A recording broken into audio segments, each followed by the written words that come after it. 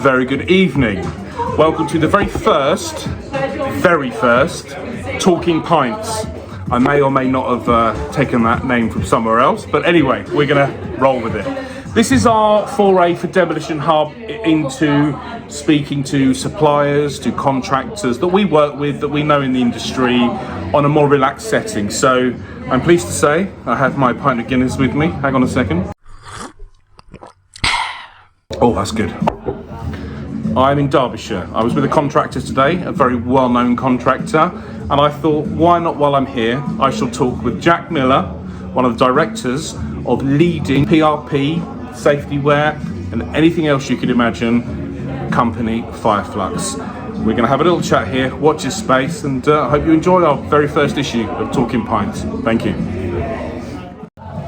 So, as I say, we're sat here, we're in a pub called The Boot, a place called Repton, a very nice part of, South Derbyshire? South Derbyshire, the other side.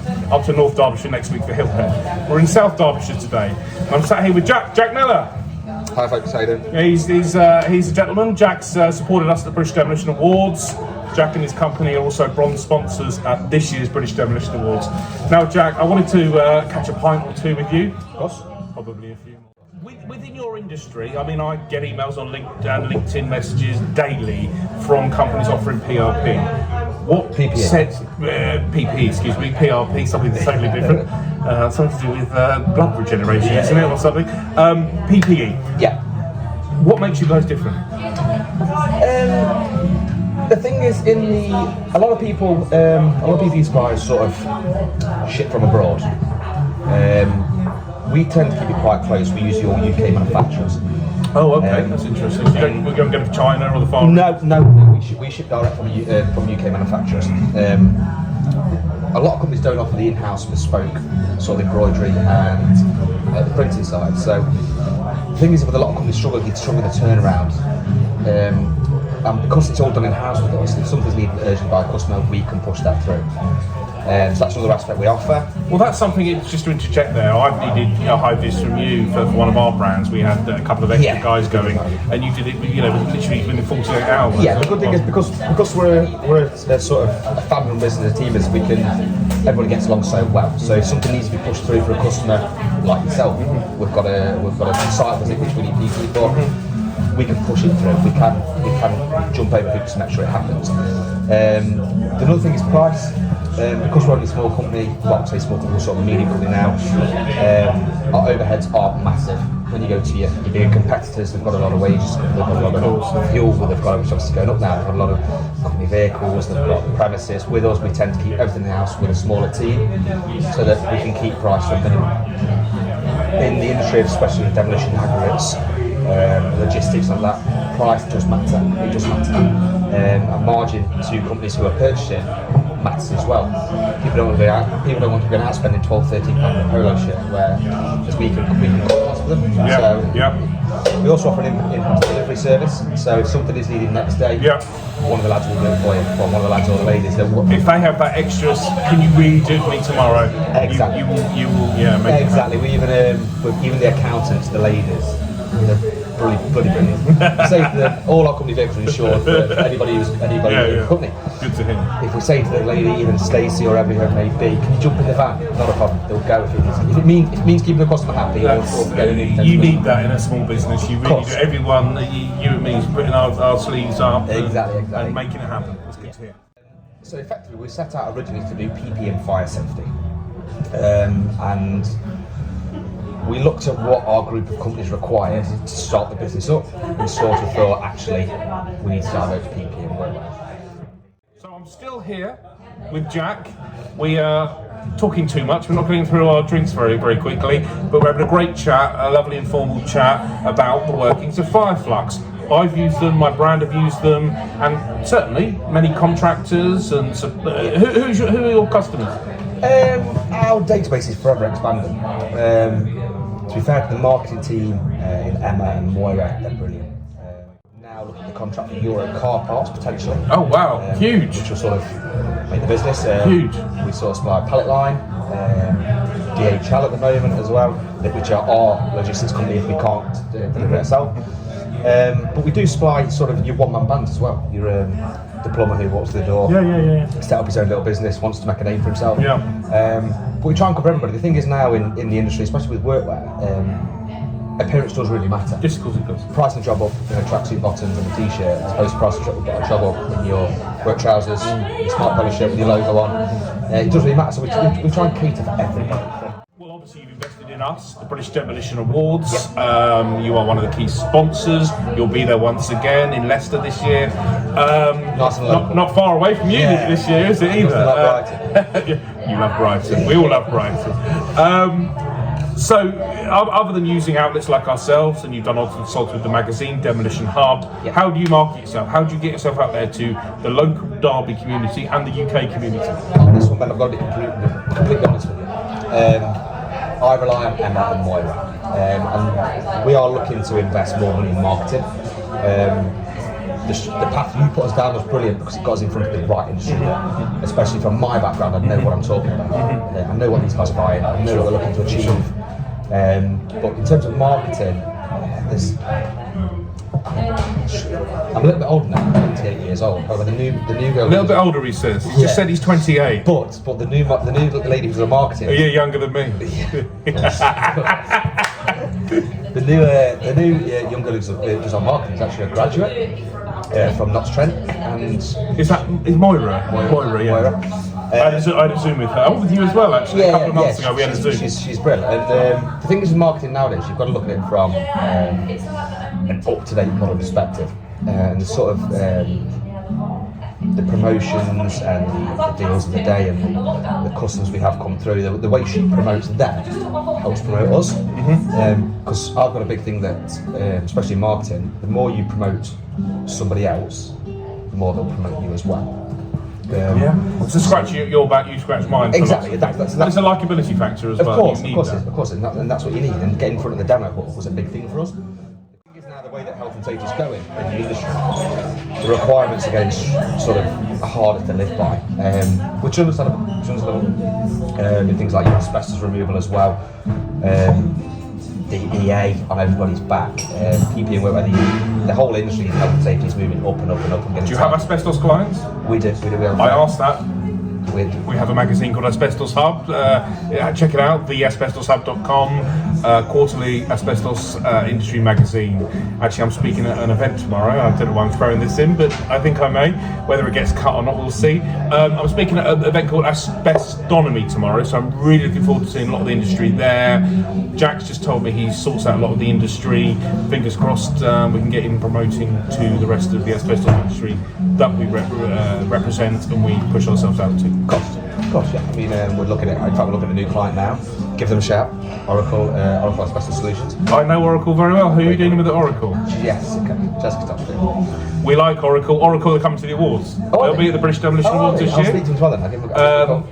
We've labelled it as the British Demolition Awards plus the British Asbestos Awards. It's the first time. Yeah, of course, yeah. You've seen that being built on the socials and everything, so it will still be the British Demolition Awards, but it's co-hosted, co-aligned with the British Asbestos Awards. Perfect. So we can't wait to see Oracle there.